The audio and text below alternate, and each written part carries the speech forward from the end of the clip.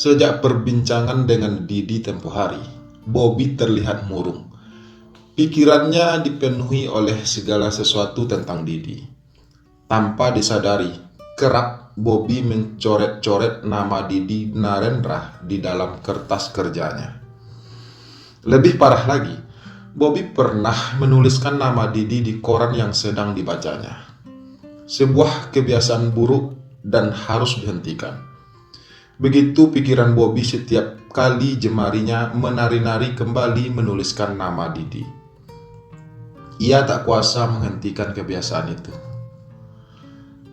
Meski hidupnya tak pernah kekurangan materi apapun, Bobby selalu merasa kesepian berada di rumah tinggalnya yang luas. Sehari-hari, ia hanya ditemani seorang pembantu, tukang kebun, sopir, dan satpam. Bobby juga jarang bicara terlalu banyak dengan orang-orang yang bekerja di rumahnya. Tipe pria seperti Bobby memang tak suka membicarakan kehidupan pribadinya dengan orang lain. Sangat tertutup. Oleh sebab itu, ia hampir tak pernah memiliki teman dekat. Bobby jarang terlihat hangout di tempat-tempat nongkrong bersama rekan kantor ataupun teman kuliahnya. Pernah suatu ketika, Bobby pernah mencoba pergi ke clubbing bersama teman-temannya. Ternyata, tak sedetik pun ia bisa menikmatinya. Ada saja temannya yang iseng dan berusaha jadi mak comblang dengan mengenalkan beberapa wanita. Bahkan, ada wanita yang nekat mendekatinya dan berinisiatif mengenalkan diri sendiri. Namun, Bobby tetap tak bergeming. Sayangnya, tak satu pun dari sekian wanita tersebut yang bisa mencairkan kebekuan hatinya. Hanya saja Bobby tak tega bila harus bersikap kasar pada mereka. Alhasil, Bobby pun tetap berusaha bersikap baik dan berusaha tidak memberi harapan terlalu jauh. Akibatnya, dari sikapnya, banyak orang berpikir Bobby adalah seorang playboy yang doyan gonta-ganti pasangan. Padahal, tak satu pun wanita tersebut yang mendapatkan simpati darinya. Jarum jam dinding menunjuk ke angka 11 siang. Ponsel Bobby berdering dengan cukup keras. Ia langsung mengangkatnya ketika mendengar nada deringnya. Bobby sengaja memilih nada dering khusus untuk menandai datangnya panggilan telepon dari Didi, sebuah lagu R&B favoritnya. "Ya Di, apa kabar? Kamu sedang ngapain?" sapa Bobby ramah. Hatinya sangat gembira begitu mendengar panggilan telepon dari Didi. "Aku lagi di tempat proyek, Bob. Kamu sendiri lagi ngapain?" jawab Didi di seberang sana. Hati Bobby spontan melayang mendengar Didi menyebutnya dengan kata "kamu lagi". Terdengar mesra sekali di telinga Bobby saat itu. "Aku lagi biasalah kerja. Kebetulan sedang nulis proposal untuk persiapan lonceng buku baruku di," ucap Bobby antusias. Tapi tampaknya umpan tersebut tidak diterima dengan baik oleh Didi. Ia tidak tertarik untuk membahas lebih lanjut informasi yang baru saja dilontarkan oleh Bobby. "Oke, bagaimana kalau kita ketemuan siang ini?" sambar Didi yang membuat jantung Bobby berdegup kencang. Bobby terheran-heran dengan penawaran Didi yang tiba-tiba pada siang itu. Dengan berat hati, ia menjawab, "Ya, sorry Di, aku nggak bisa. Bagaimana kalau nanti sore aja?" tanya Bobby penuh harap. Hanya sedetik berlalu dan Didi langsung menyetujui usul Bobby. "Oke, kirimkan alamat kamu ya," jawab Didi cepat. "Aku di daerah Menteng Di. Nanti kalau sudah dekat sini, telepon aku aja, biar aku pandu," jawab Bobby masih dengan nada tak percaya hari ini akan bertemu dengan Didi. "Oke Bobby, selamat bekerja lagi ya, sampai ketemu," ucap Didi lagi. "Bye," jawab Bobby singkat, tak ingin terdengar terlalu antusias dengan apa yang baru saja mereka rencanakan. Setelah pembicaraan dengan Didi, Butuh waktu cukup lama bagi Bobby untuk bisa berkonsentrasi lagi dengan pekerjaannya.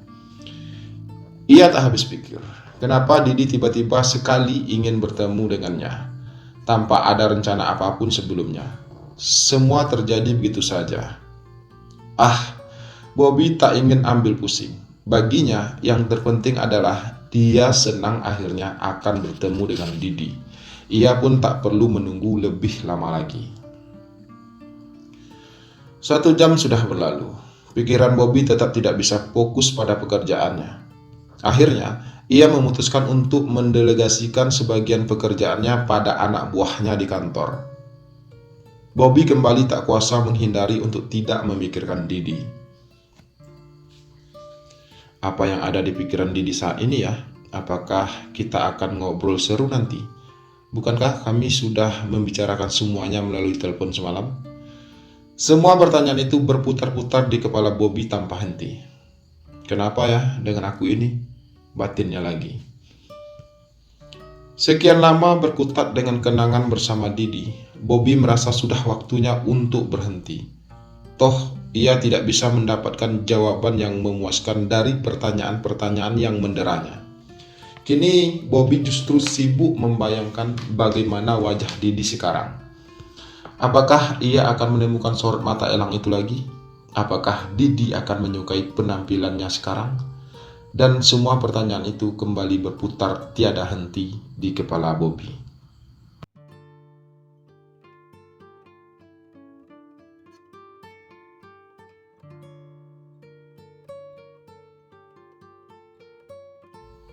"Mbak, ada komik Rin Tintin nggak?"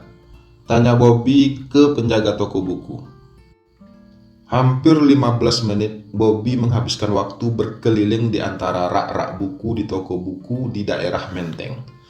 Namun ia tak kunjung menemukan komik Rin Tintin yang sedang dicarinya. Wanita penjaga toko itu dengan ramah menunjuk ke sebuah sudut dan mengkodekan rak yang berisi komik yang dimaksud. Setelah melihat-lihat sebentar, Bobby mengambil sebuah seri petualangan Rin Tintin. Ia juga menghampiri rak majalah untuk mengambil majalah Bobo, dan segera berjalan menuju kasir untuk membayar. Sambil menunggu petugas kasir menghitung, Bobby tersenyum sendiri. Ia sengaja membeli hadiah sebuah komik dan majalah sebagai kejutan untuk Didi. Didi pasti kaget saat menyadari Bobby masih ingat semua bacaan favoritnya. Bobby sepertinya belum puas. Dia mencari kotak untuk menaruh hadiah tersebut. Ia berhasil menemukan sebuah kotak persegi panjang berwarna biru lembut. Setelah merasa puas dengan hadiah kejutan yang ia persiapkan untuk Didi, Bobby pun segera berjalan keluar toko. "Berlebihan gak ya?" tanya Bobby dalam hati. Tak peduli Didi mau berpikir apa. Aku hanya ingin membuat Didi senang. Tapi Bobby juga yakin Didi akan terkaget-kaget karena ia masih ingat kegemarannya. Arloji mewah yang melingkar di pergelangan tangannya menunjukkan waktu pukul 17.30 sore. Kegelisahan yang telah menderanya sejak siang tadi tak kunjung sirna. Saking gugupnya, Bobby berulang kali mengganti bajunya. Ia merasa penampilannya tak cukup sempurna untuk bertemu Didi nanti sore. Ada saja yang membuatnya kurang srek dengan pilihan bajunya. Untung saja Bobby selalu menyediakan beberapa helai kemeja bersih di kantornya. Tak sampai sejam kemudian, Bobby mengemudikan mobilnya menuju lokasi yang telah disepakati bersama Didi. Ia tak sabar ingin segera bertemu Didi, dan Gayung pun bersambut. Tiba-tiba saja, orang yang sedang ia pikirkan menelpon. "Halo, di mana Di?" tanya Bobby setengah berteriak karena suara bising di belakang Didi sangat mengganggu. "Aku datang pakai motor ya Bob, macet banget. Tunggu dulu ya." Suara Didi hanya terdengar samar-samar di antara deru bis kota dan bajai yang berisik. "Ya sudah, terserah kamu aja. Aku tunggu kamu. Oke, bye." Bobby sengaja menunggu bunyi klik di ponselnya dan membiarkan Didi menutup ponselnya duluan. Dengan sabar, Bobby menunggu Didi sambil membaca novel di belakang setir. Ia sudah memarkir mobilnya selama setengah jam. Kondisi lalu lintas di daerah itu masih tampak macet. Belum ada tanda-tanda Didi sudah dekat daerah Menteng.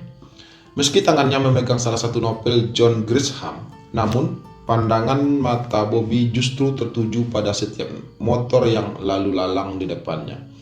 Ia hanya bisa termangu memperhatikan satu persatu pengendara motor yang lewat, karena ia sendiri tak tahu bagaimana raut wajah Didi sekarang. Sejam telah berlalu, dan ponsel Bobby kembali berdering. Tangan Bobby langsung sigap menekan tombol penjawab. Ini adalah telepon yang ditunggu-tunggunya. "Lo di mana, Bob?" Suara menggelegar itu seolah meruntuhkan semua ganjalan di hatinya karena harus menunggu cukup lama. "Aku di parkiran KFC dalam mobil X-Trail hitam," jawab Bobby. Perjumpaan itu berlangsung amat cepat, terlalu cepat bahkan untuk direkam ulang dalam memori Bobby. "Hai Bobby, apa kabar?" Didi menyapa sambil mengulurkan tangannya. Bobby pun menjabat erat tangan Didi dan memperhatikan sosok pria dengan postur tinggi yang sekarang berdiri tegap di hadapannya. "Apa betul ini Didi, temanku dulu ya?" Hatinya sempat ragu. Wajah Didi tampak letih, badannya terlihat agak lusuh. Didi yang ada di hadapannya sekarang tak lagi memancarkan pribadi yang penuh semangat, aktif dan segar. Tapi Bobby masih bisa menangkap mata elang milik Didi. Hanya saja mata elang itu tak lagi bersinar tajam seperti dulu. Bahkan mata elang itu seolah menghindar ketika Bobby berusaha menatapnya. "Didi, kamu ikutin mobilku ya? Motormu dititip di kantorku saja. Baru sesudah itu kita pergi pakai mobilku." Bobby berkata cepat dan matanya menatap penuh antusias ke arah Didi, seolah lingkungan sekitarnya tak ada yang berarti lagi. "Oke," jawab Didi singkat. Ketika Didi berpindah duduk di sebelah Bobby, barulah perbincangan di antara keduanya dimulai. "Gila ya, kita akhirnya bertemu juga, Di." Bobby berusaha memecah keheningan yang mendadak melanda mereka berdua. "Iya Bob, sebenarnya aku sudah lama mencari nomor telepon kamu.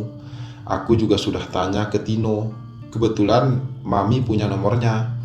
Tapi Tino enggak kasih, enggak tahu kenapa. Jadi bukan aku yang tidak pernah usaha mencari lo, Bob." Didi berusaha mengutarakan isi hatinya. Mendengar pernyataan Didi, Bobby jadi bertanya-tanya, mengapa Tino tidak mau memberikan nomor teleponnya pada Didi? Padahal Tino tahu pasti mereka sudah bersahabat sejak masih kecil. "Ah, sudahlah. Yang penting Didi sudah ada di hadapannya sekarang. Aku senang akhirnya kita bisa bertemu," ucap Bobby, seraya mengarahkan mobilnya menuju daerah Bulungan Blok M. Sesampainya di sebuah restoran bernuansa tradisional Jawa, Bobby dengan gesit memarkir mobilnya. Saat berjalan menuju restoran, Bobby menyempatkan diri melirik postur jangkung Didi. Tubuhnya terlihat lebih kekar dan berisi. Ternyata Didi menangkap mata Bobby yang memandangi dirinya dari atas hingga ke bawah. Takut salah tingkah, Bobby hanya merangkul bahu Didi dan berkata, "Gila ya, ketemu juga kita." "Duh, aku harus menemukan kalimat baru yang lebih berguna dan berarti," pikir Bobby dalam hati. Tapi Didi tak menyadari kekikukan itu. Ia masih saja menatap wajah Bobby leka-leka. Sikap Didi itu tentu saja semakin membuat Bobby salah tingkah. Tak sampai 5 menit kemudian, Bobby dan Didi berhasil menemukan tempat duduk yang cukup strategis. Mereka memilih duduk di dekat jendela agar bisa melihat pemandangan di luar restoran. Setelah memesan black coffee favoritnya, Didi pun berusaha membuka percakapan. Namun sebelum Didi sempat berkata banyak, tiba-tiba Bobby menyodorkan bungkusan yang dibalut kertas biru. "Apa ini?" tanya Didi spontan. "Buka saja," jawab Bobby pendek tapi dengan mimik muka yang ramah sekali. Penasaran dengan isinya, tangan Didi langsung merobek kertas pembungkusnya. Seketika wajahnya berubah menjadi girang. "Bobby, lo gila ya? Lo tuh memperhatikan gue sampai sedemikian detailnya?" Dan mereka berdua pun tertawa bersama selama beberapa saat. Tawa lepas Didi membangkitkan sebuah kenangan yang sangat dirindukan Bobby. Iya, tawa itu.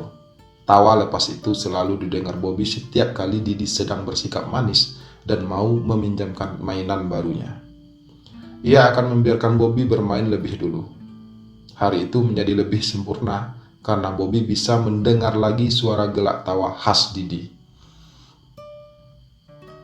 "Di, tanda lahir di lenganmu itu masih ada?" tanya Bobby dengan mata berbinar jenaka.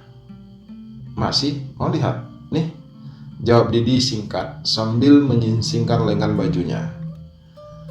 Tanda itu masih ada di sana, tapi bukan itu yang membuat mata Bobby membesar saat memperhatikan lengan Didi. Tapi guratan otot di lengan Didi terlihat jelas sekali. Guratan otot-otot itu sepertinya terbentuk karena Didi sering bekerja dengan alat berat atau mungkin berlatih angkat di gym. Spontan Bobby memegang lengan Didi. Kaget dengan reaksi Bobby, secara tiba-tiba Didi menarik kembali lengannya dari cengkeraman Bobby. Bobby dan Didi pun sama-sama canggung dengan kejadian barusan. Tapi untunglah tak lama kemudian mereka sudah hanyut dalam obrolan tentang masa kecil. Puas mengenang masa lalu, Bobby pun mengalihkan pembicaraan pada karir mereka masing-masing. Rupanya pekerjaan mereka masih saling terkait satu sama lain. Sebagian besar klien dan relasi mereka saling berhubungan, sehingga obrolan pun mengalir dengan lancar. Selama pertemuan itu, sesekali Bobby mencuri pandang ke arah Didi. Ia merasa beruntung Didi tak memperhatikan keanehan tingkah lakunya. Entah mengapa, jantung Bobby berdegup lebih cepat saat ia memperhatikan wajah Didi. Namun malam, suatu ketika Didi menangkap basah gerak-gerik Bobby. Wajahnya pun langsung memerah menyadari Bobby memperhatikannya sedemikian rupa. Anehnya, Bobby justru menikmati reaksi Didi yang tampak kikuk. "Mau pesan makan apa, Di?" tanya Bobby sambil membolak-balik buku menu. "Kamu saja, Bob. Aku sudah kenyang. Tadi sudah makan," jawab Didi.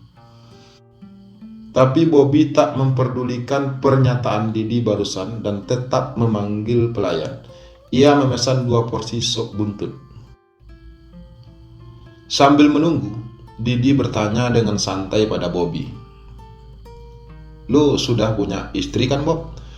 Gue lihat di infotainment kabarnya lu menikah. Anak lu ada berapa?" tanya Didi. Semua kata-kata yang meluncur dari bibir Didi mengurungkan niat Bobby untuk menyalakan rokoknya. Sejenak ia tertegun oleh pertanyaan Didi tadi. "Aku sudah pisah baik-baik dengan mantan istriku, Di," jawab Bobby tanpa basa-basi. Ia ingin Didi mengetahui kenyataan yang sebenarnya. "Aku dan dia sudah tidak ada kecocokan lagi. Ada banyak perbedaan di antara kami dan tidak ada jalan keluarnya, Di," cerita Bobby lagi. Tak lama kemudian, Bobby pun menyalakan rokoknya. "Kami tidak dikaruniai anak. Bagaimana dengan kamu, Didi?" Bobby balik bertanya. "Anakku 2, keduanya perempuan," jawab Didi tanpa tergerak untuk menjelaskan lebih lanjut. "Wah, kamu pasti bahagia ya, Di. Oh ya, istrimu bagaimana? Pasti cantik ya? Wong kamu keren begini," seloroh Bobby sambil tertawa lebar. "Ah, biasa saja, Bob. Hidupku biasa-biasa saja," jawab Didi tanpa semangat. Sebelum Bobby bertanya lebih lanjut, pelayan restoran datang dan membawakan pesanan mereka. Pembicaraan pun terhenti untuk beberapa saat. Mereka langsung melahap makanan dan tak banyak bicara. Baru setelah selesai makan, mereka pun mulai menyulut rokok dan mengobrol lagi dengan santai. "Kita ke rumahku yuk, Di," ajak Bobby setelah beberapa saat mereka terdiam, tak tahu lagi mau bicara apa. Didi hanya menganggukkan kepalanya. Setelah bersikeras untuk membayar tagihan makanan, Bobby pun melangkah keluar restoran diikuti Didi di belakangnya. Mereka pun segera meninggalkan daerah Bulungan dan menuju ke rumah Bobby di wilayah Menteng. Sesampainya di rumah Bobby, mereka duduk santai di atas sofa di ruang tengah. Tanpa sadar, Bobby memperhatikan ekspresi Didi dan mata mereka pun bertemu. Mungkin karena masih tertegun oleh ucapan Didi, Bobby hanya bisa terbengong dan menatap kedua bola mata yang teduh itu. "Bob, kenapa lu ngeliatin gue kayak gitu?" tanya Didi setelah selang beberapa menit pandangan Bobby belum beranjak dari mata Didi. "Ah, enggak kok, maaf," ucap Bobby buru-buru. Dua pria dewasa itu pun melanjutkan obrolan hingga tengah malam. Mereka saling memuji kelebihan masing-masing dan menceritakan kehidupan keluarga mereka. Keduanya tak pernah mengira akan bertemu kembali. Bahkan tak mengira lapangan pekerjaan mereka masih satu bidang. Bertahun-tahun berpisah, nyatanya minat mereka masih tetap sama. Walaupun bekerja di dunia konstruksi bangunan, tapi keduanya jelas berbeda. Bobby lebih ke dunia seni dan desain yang membutuhkan nilai-nilai estetis dan keahlian dalam visualisasi serta kreativitas. Sementara itu, pekerjaan Didi masih bisa dibilang sebagai pekerja kasar. Ia memang bergelut dengan konstruksi bangunan, tapi dalam arti yang sebenarnya. Pekerjaannya membutuhkan kekuatan fisik dan mental. Mungkin itulah sebabnya lengan Didi terlihat kekar dan kulitnya memerah terpanggang sinar matahari. Menjelang pukul 3 dini hari, Didi pamit pulang. Bobby pun mengantarkannya ke kantor untuk mengambil motor. Sebelum berpisah, mereka saling berjabat tangan dan berjanji akan bertemu lagi. Dalam hati, Bobby berharap pertemuan selanjutnya akan berlangsung lebih akrab. Semoga pula mereka tak terpisahkan lagi. Seuntai doa pun mengalir dari hati Bobby.